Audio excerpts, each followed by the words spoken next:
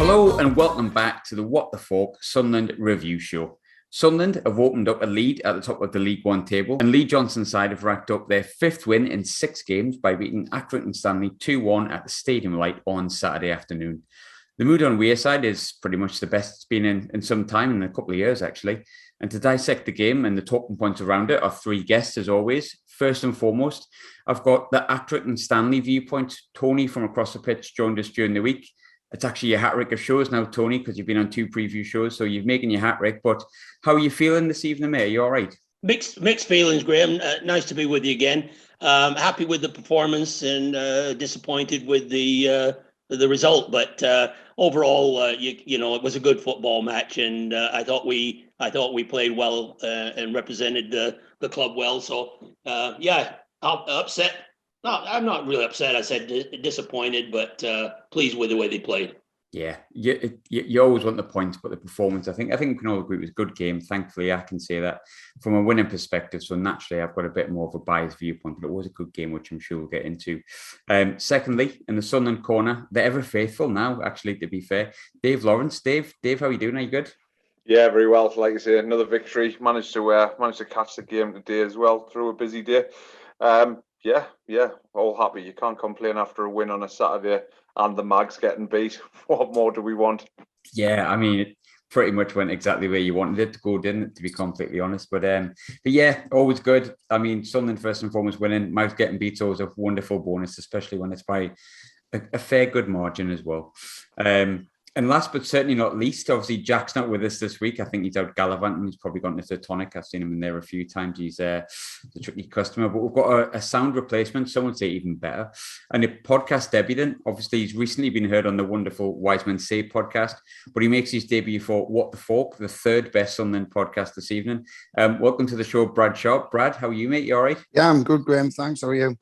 Always good after a win, same as Dave, and opposite to Tony. Yeah, not too bad, mate, but good game today, wasn't it? Felt quite nice. Talking at 20-11, it feels quite good, doesn't it? Yeah, I've been buzzing all day, to be honest, mate. Me and my partner took a little 3-year-old. It was his first ever game today as well, and he loved it as well. So, all in all, a great day, and great result. And like Tony said, it was a good game of football, to be honest, if you watched it from a neutral point of view. It was end-to-end, plenty of chances from both sides, but I'm gonna say it from a Sunderland bias. I think we did edge it quite slightly and came out on top, deserved. You said it was the 3-year-old's first game. You have warned them that it's not always this good, haven't you? Yeah, my 10-year-old already told him that because he's been going 5 years now. So he said, Harry, it doesn't get as good as this all the time, mind. So, yeah. The 10-year-olds are even realising now, even the 10-year-olds are battle scarred. Jesus. Obviously, getting into the game, we'll dig straight into it. I'll go with the Sunderland boys first, as you said, because there's more of us, I guess. So we're winning slightly. Tony sort of outnumber you there, but top of the league, Dave, playing well. Academy products and youth stars are shining bright. Today's game, how do you sum it up in a short, snappy few paragraphs there? Yeah, not quite ruthless enough, but won the game. What more can we ask for? The pleasing thing is we are creating chances. We're playing. It's getting better, isn't it? Some of the football is very, very easy on the eye. You know, we're getting the right players in the right positions instead of just these crosses into our old friend Charlie Wyke. We're actually looking for overlaps and stuff. Right back scoring goals. Can you imagine a right back scoring a goal? I mean, where's Phil Parkinson? Where's he at? Has anyone seen him? Because there's no way a right back would have scored under him playing football. That's for sure. I seen him with Ryan Reynolds the other day. I'm not going to lie. I seen him with Ryan Reynolds the other day, and I thought, what's Phil Parkinson doing with Ryan Reynolds? It was the weirdest thing I've ever seen in my life, and I remember he was at Wrexham. Yeah, exactly. I'm trying to think of who, like, totally going off on a tangent, but I'm just happy that we've won. But I'm trying to think of who would be like Hollywood's most boring actor, and that's basically Ryan Reynolds sitting around an executive's table with Phil Parkinson. It's definitely on Nicolas Cage, as they put it that way. Definitely on Nicolas Cage. Pick up for Ryan Reynolds. He's Canadian, so I gotta say, I've got to stand up for him. That's fair. To be fair, occasionally funny tweets, but totally going off on a tangent here. Ryan, if you're listening, you're welcome on the show, mate. Ignore Dave. same question to you, Brad. Obviously, things are great. Like, I mean, obviously, we'd always prefer to be in a higher league, but we're watching Academy Stars doing really well. The football's really nice. I'm even getting sort of turned around by Lee Johnston's cack babble that he normally comes out with, which annoys me at the best of times. But Brad, how you feeling following the game? Like, how did you find the game in a short, snappy couple of paragraphs? I really enjoyed it, mate. Like it's been touched on. It was just watching the academy products is just it fills you full of pride. Although we don't know them. But when Dan Neal's put that ball away today, and he's ran to the south stand, and all the players have come down, and yes, they're buzzing because we've just scored and went 1-0 up. But you could see in every single player, they were just delighted for Dan Neal. And it just seems at the minute that the players get the fans, and the fans are feeding off the players. Everyone seems like we're all pulling in the same direction. We all feel as one at the minute, and it just shows on the pitch. We're very quick at getting the ball forward, something we've lacked for years, Graham, is pace. And we've got that in abundance now, and it's just brilliant to see. Yeah, absolutely brilliant. And it's just wonderful. You're right. I'm trying not to be too buzzing because we're like 6 games in, and I know all too well that something can make things come crashing down. But it is good. Like, I mean, I think Lee Johnston said today, when obviously we'll get onto Dan Neal because obviously he's a wonderful next Lionel Messi-esque sort of Iniesta player. But I think he said he had a lump when he saw when the goal went in, and I felt a bit like that when he said he ran to the corner because that's where he used to sat, and I thought, I mean, I can't score from 30 yards, but if I could, and the lad next to me, Lewis, obviously of I think previously Westminster, maybe still is. He said, you know, he's living the dream there, living the dream by doing that. And it was just stuff like that's better than just going, oh, for God's sake, you know, so and so has dropped the cross, or what's he doing in defence, or oh, why we're conceding the last minute. So it feels weirdly positive. So something will go wrong somewhere, but I'm hoping not. On the flip side, Tony, as you said before, I honestly think, and I say my honest opinion to every guest, and I've been really lucky that I've won every game that I've done a review show on so far. But I think it's fair to say that Stanley probably give us one of our toughest games of the season so far. I feel like you always do at the Stadium of Light. Maybe not always at the WAM Stadium. I know we've won a couple of games there by 3s and 2s, but at the Stadium of Light, obviously we've never beaten Accrington Stanley. And I felt again, although you did lose, you really sort of showed up again today and gives a really tough game.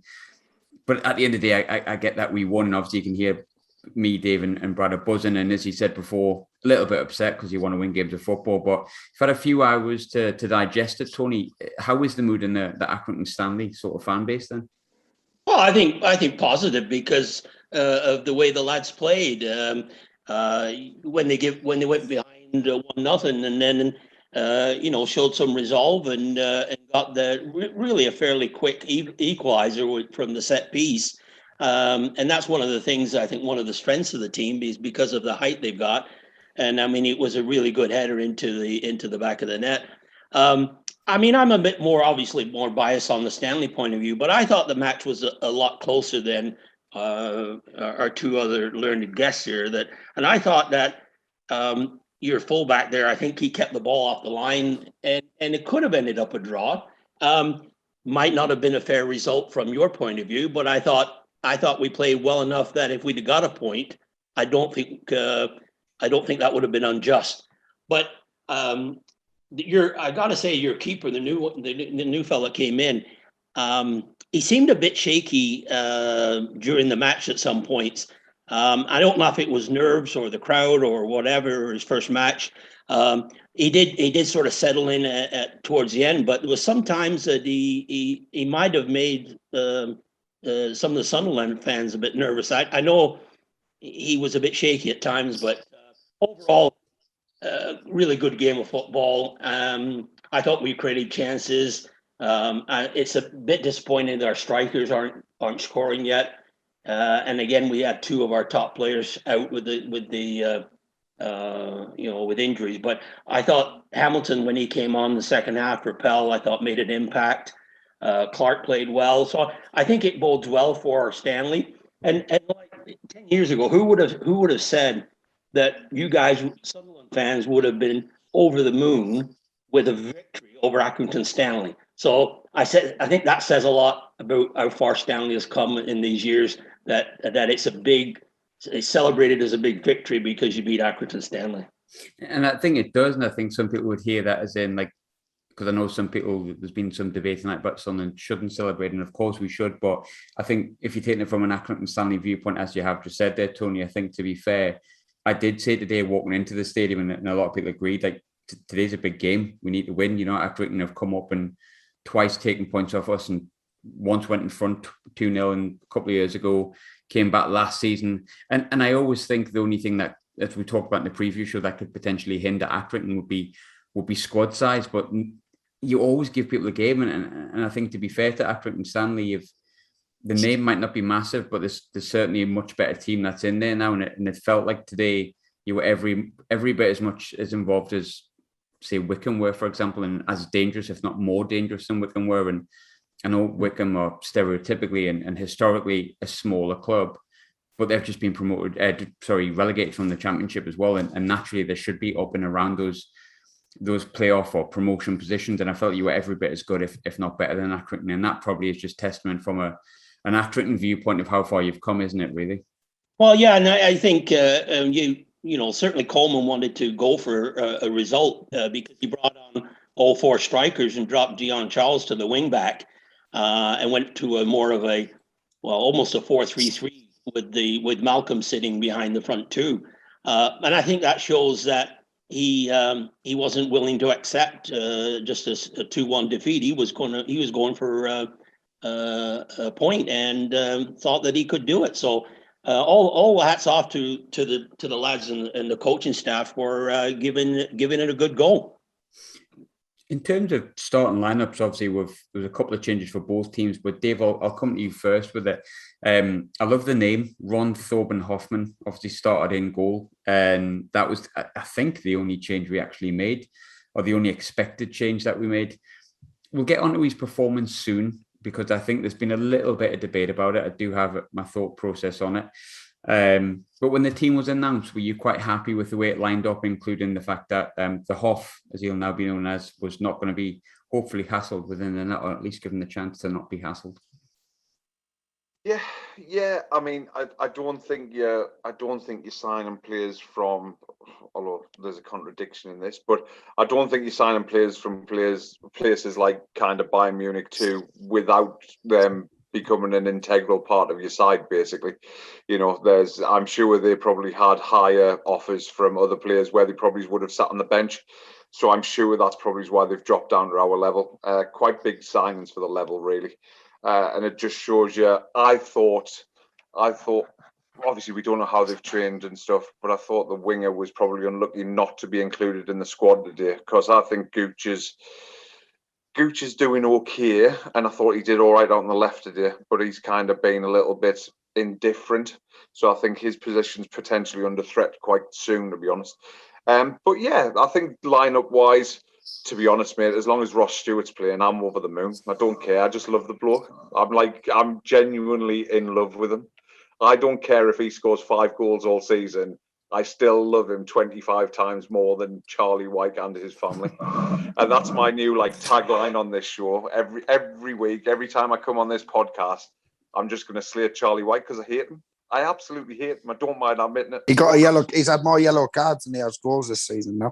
I noticed that. Yellow carded again today, but yeah, you know what? I'm the same. If Ross Stewart's playing, I'm quite happy. And Carl Winchester, of course, I love a big Carl. He's average size, really, isn't he? But I love average size Carl. Definitely made off. He's made that right back slot his own at the minute, hasn't he? And fair play to him. And we've got the luxury of this Huggins, who we don't know much about, but obviously quite highly rated and thought of. And he can't get a kick at the minute, and he's not going to get a kick if Carl Winchester keeps playing like that. And I wasn't the biggest fan of kind of Carl Winchester in the middle of the park.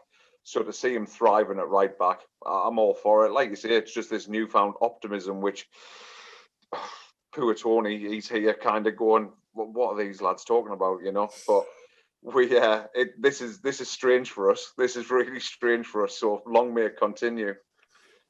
Brad, obviously, there was those changes that were made. Hoffman was the main change, realistically. The rest kind of picked themselves as it was. But Corey Evans, obviously, club captain, he was really impressive in the first couple of games, and we've missed him for a few weeks. We've still continued to win games, so maybe not a surprise to see him in the squad. But were you quite happy with how the side lined up? Yeah, I'm a firm believer if it's not broken, don't fix it. We've won the last, I can't remember how many we played Burton since, but we've got it's like a good cohesive unit at the minute, and you don't want to just throw players in for the sake of throwing them in. I mean, I think Dejako, I've heard a rumour, I'm not too sure, I think he picked up a bit of a knock, but then listening to Lee Johnson, I think he said that he's just quite not there yet.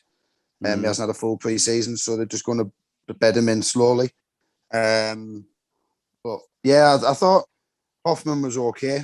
You could tell he was a little bit shaky, but when you watched him, I don't know if it's because we know where he's came from, but you can see when the ball's going along the back line, he's got it at his feet. A touch of like Manuel Neuer. He just wants to play the little ball to his centre half. He wants to play football. He doesn't want to knock it long if he can help it. I thought his distribution was quite good.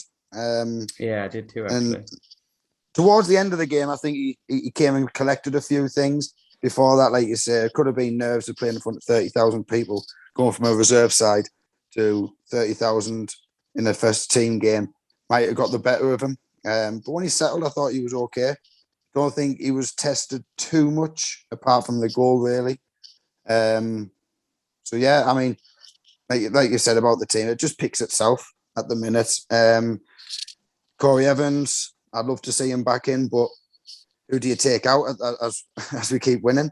I know all the people are saying Luke O'Nien's maybe he's not at his peak of where he can play, but he's still busy. He's still putting tackles in. He's breaking up the play. So, yeah, and these lads are going to get more and more hungry for when they do called upon, and that's when they have to come in and take their chance. And it's just great to see the depth that we've got in the squad, because you look at our bench today, with no disrespect to any other teams in League One, they would all probably start for any other team, and we've got them at our disposal. And then we've got the likes of Dejako and Aidan O'Brien, who haven't even made the squad. And they're more players who might come in. So it's just, I know we might sound like we're getting ahead of ourselves, but we haven't had this feel-good factor for many a year. I think since the Sam Allardyce season, we haven't had this feel-good factor around the place. There's a future there, doesn't it? I think for the first time in a while, we've gone on good runs, but we've got players that are at a level where they probably might not improve, where now it feels that there's a bit of a future there potentially with the likes of Daniel. And go back to the 09 situation, because I want to come to you with this, Tony, as well, because obviously you picked him out as one player that you want to watch. And 09 can sometimes be a bit more, mightn't he? I'm just going to come out and say I absolutely love him, and I think he's so vitally important that I don't think you can. I think he's been fine in midfield. I think the way he tackled and how he today was brilliant, and the fact that his shoulder popped out about 50 times, like while he was trying to do it. But I did want to ask you, Tony, in regards to your lineup. You did stick with the expected 3-5-2, which we didn't really expect it to deviate from. Dion Charles came straight back in for Mumbongo, who's obviously scored last week, and Trafford came in for Savin. Probably not unexpected, because they were both missing only last week because of international call-ups.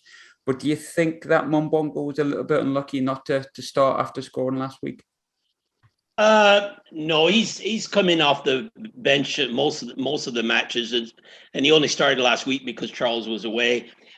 He's just not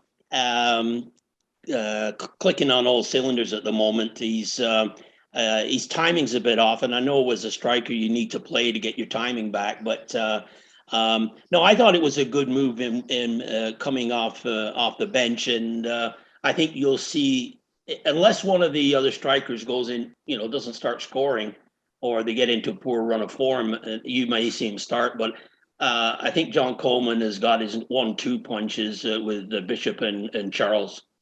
Yeah, and you can see the kind of not firing on all cylinders. You could sort of see it today, but they've still got that ability to harry and pass. And Accrington again, and it sometimes sounds like a disparaging comment. It's not, but they're a physical, aggressive, tough side to play against, and it was shown again today. But you mentioned in the preview, Tony, that the player that was a concern for you was Luke O'Nien. And as I touched before, I'm a big fan of Luke O'Nien.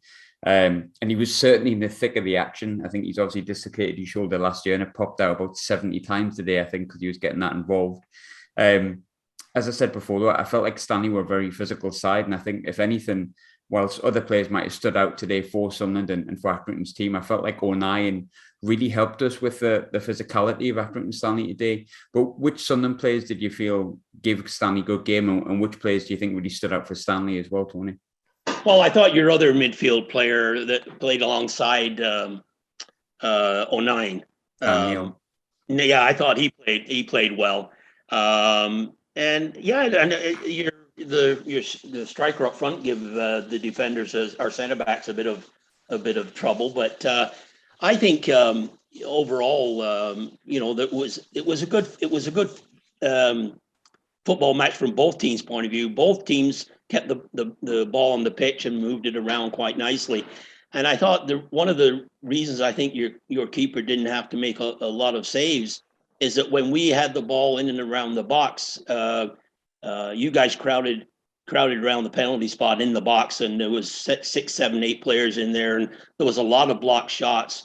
And that makes a goalie look a lot better too when you're getting a lot of blocked shots. The one thing, as I said, I think he got better as the game went on, but early on in the first half, I thought your keeper made a couple of indecisive decisions for coming for crosses and trying to get a punch. And there was one particular, almost like when the ball was ricocheting around in the penalty box, and he was on his hands and knees. He just looked a bit lost then, but.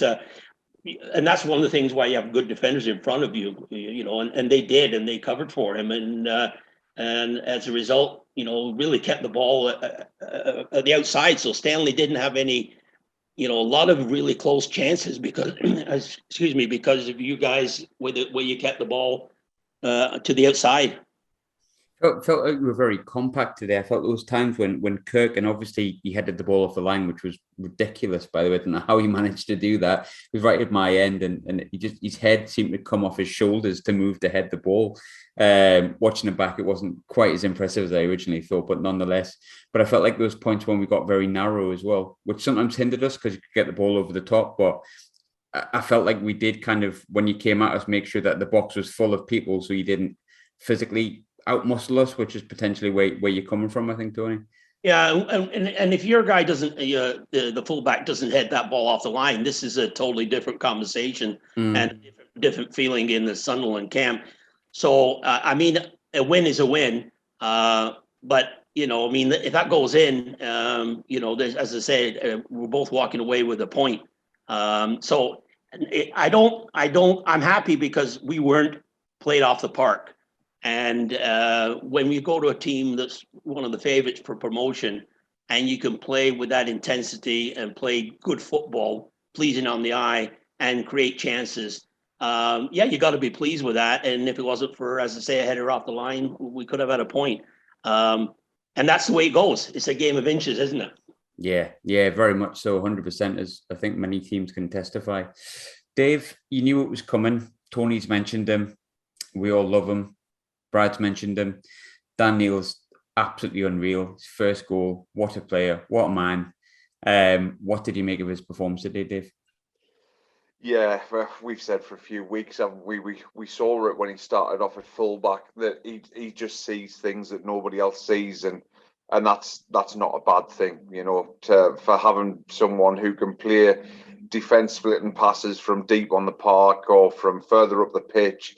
He's mobile, he's fit, and Brad alluded to it earlier. Hey, the kid is living the dream. You saw him put that in the back of the net today, and what it means to him, I don't think for a second that it doesn't mean anything to Winchester when he scored the winner. But that goal, you can just tell. It's like, yeah. And that, having that feeling and having players in the squad, and I've said it for a few weeks now, about players who tasted Premier League football and want to get back there, and that's a good thing for us signing young players. Again, having people around who know what it means to wear that badge and know what, come on, like, 30,000 fans again, 170 short of 30,000 fans again for, as Tony said, kind of not the most glamorous fixture in the world, really. It's our bread and butter now, and it's where we're at, and it's where we fully deserve to be at. It was glamorous for us, not for you. But it's absolutely fantastic. You can't complain when someone's doing well who's kind of red and white through and through. We love to see it. We know how much football means to us a lot. So to have someone there who's kind of got an identity with us, it just means a lot, doesn't it? So yeah, it's fitting. The timing of his first goal for it is fitting in the week following. I think he's had an interview where he said he's been offered a couple of loan deals over the last season or two.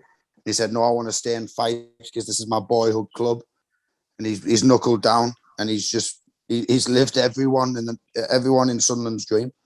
He's just living it. Everyone, obviously, we say that loan done the world of good for Embleton last season, but Dan Neil just coming back and saying he wanted to stay and fight for his place. He didn't get a lot of minutes last season, and he's just proven like how good of a footballer he is. He's took his chance. He's been given a chance. He's taken it, and yeah, I just love him as well.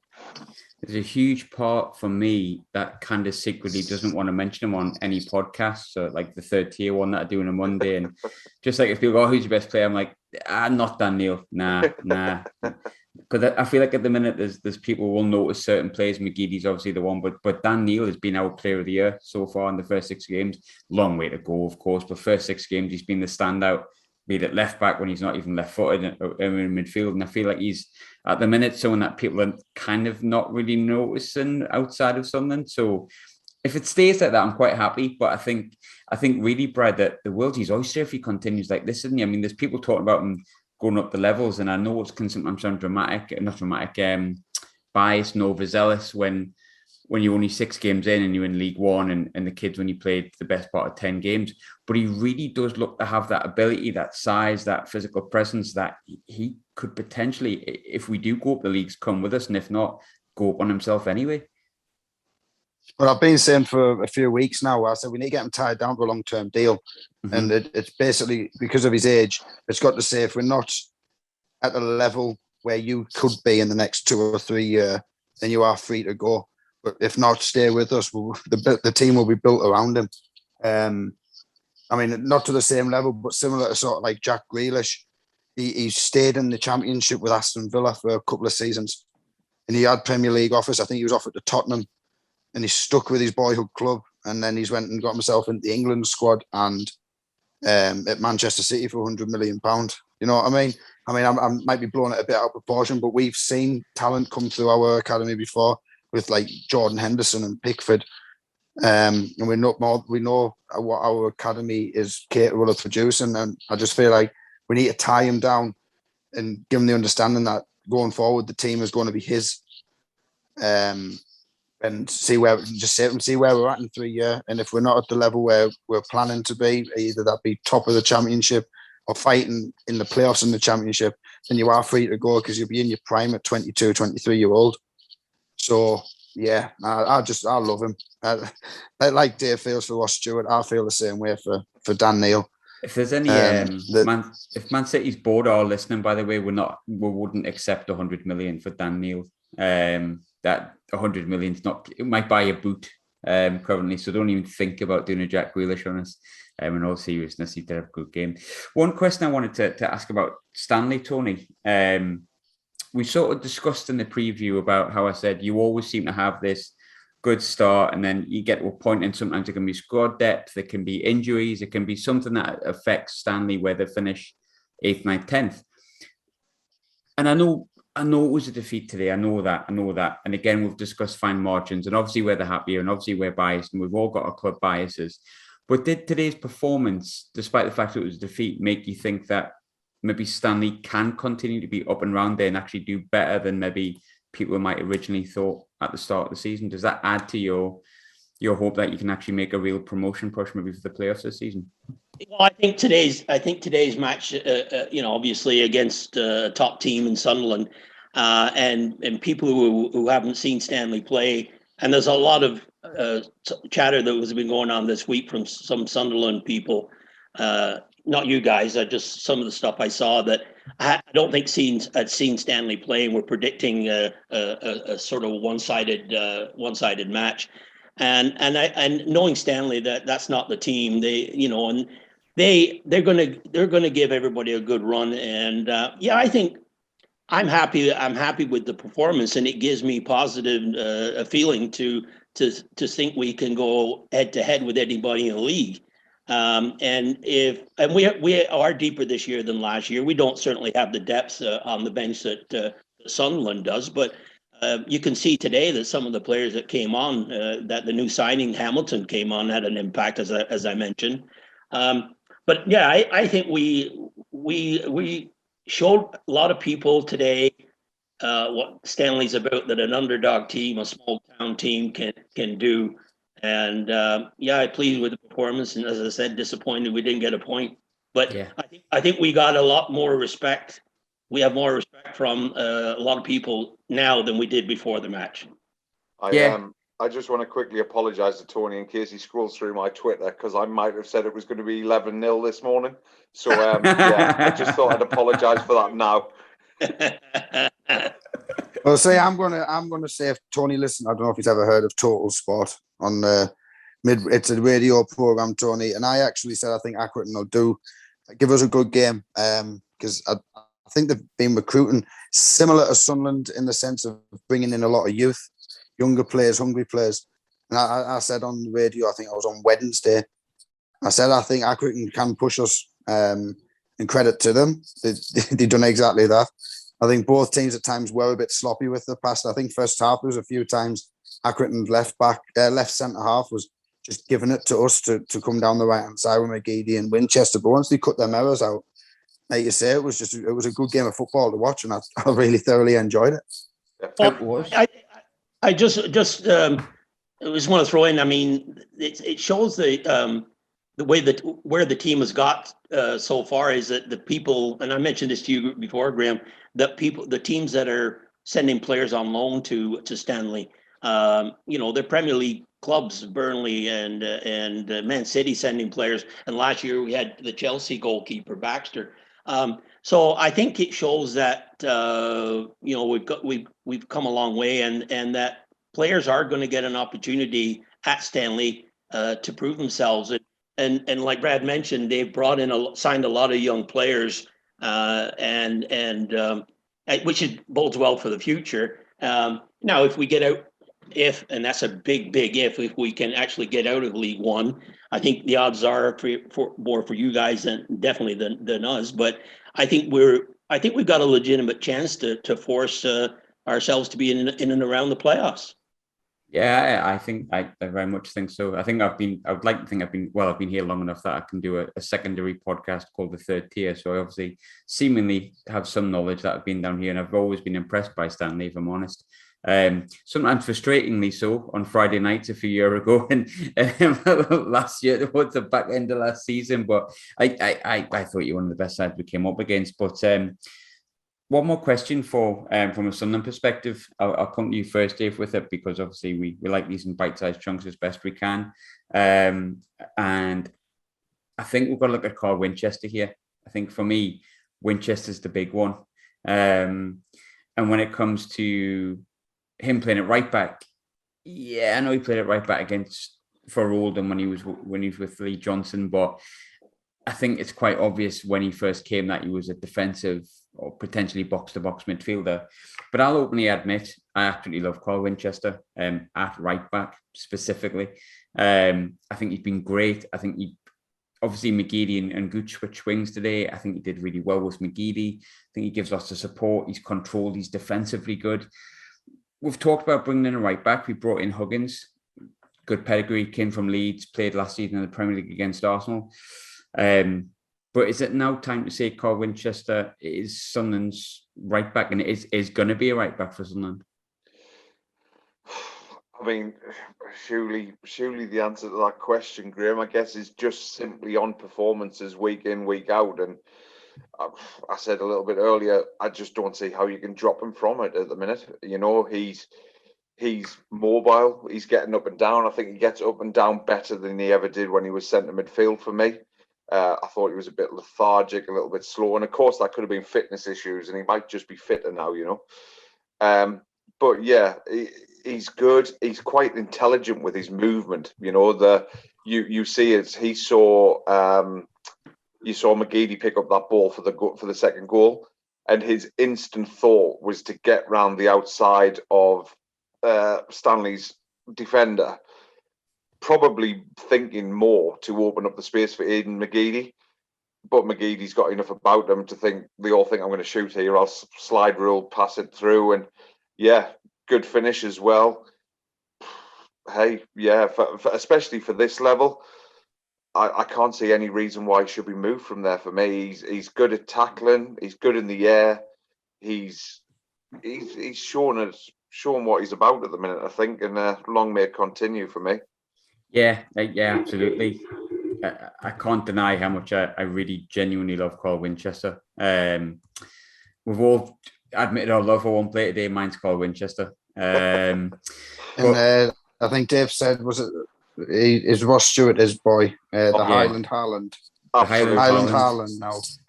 The Irvin Ibrahimovic. Got a lot less Drogba, Highland. Irvin Ibrahimovic. They keep coming at one every week, Graham. Well, the thing is, you know about the whole I forget the whole Chuck Norris thing. Well, for me, the whole, it's just Ross Stewart. It's not Chuck Norris. It's Ross Stewart. You can stammer all my play for one of my favourite things from this season, and obviously I love the Dan Neil story. I'm enjoying all the youth coming in, but for me, it's the turnaround of Tom Flanagan.